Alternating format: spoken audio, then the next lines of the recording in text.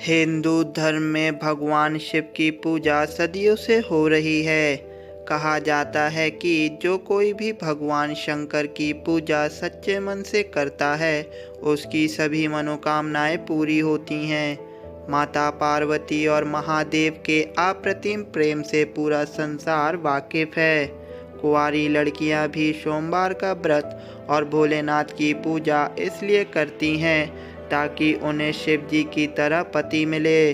शिव जी को अर्धनारीश्वर भी कहा जाता है। इस रूप के जरिए भोलेनाथ लोगों को संदेश देना चाहते हैं कि स्त्री और पुरुष दोनों समान हैं। तो चलिए जानते हैं इस महत्वपूर्ण कथा के बारे में विस्तार से।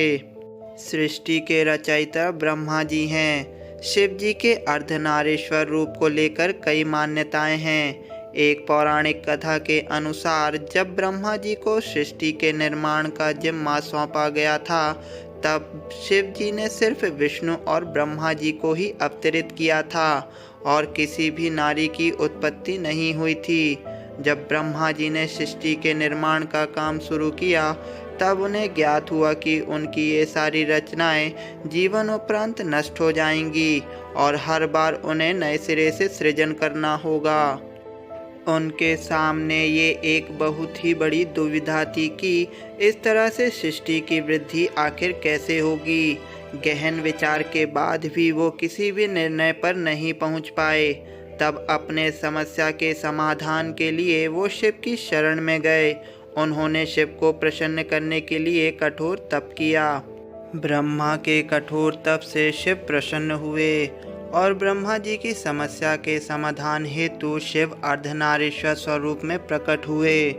शिव जी ने जब इस स्वरूप में दर्शन दिया, तब उनके शरीर के आधे भाग में साक्षात शिव नजर आए और आधे भाग में स्त्री रूपी शिवा यानी शक्ति।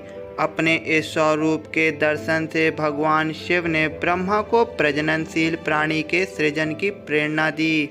उन्होंने ब्रह्मा जी से कहा कि मेरे इस अर्धनारीश्वर स्वरूप के जिस आधे हिस्से में शिव है वो पुरुष है और बाकी के आधे हिस्से में जो शक्ति है वो स्त्री है।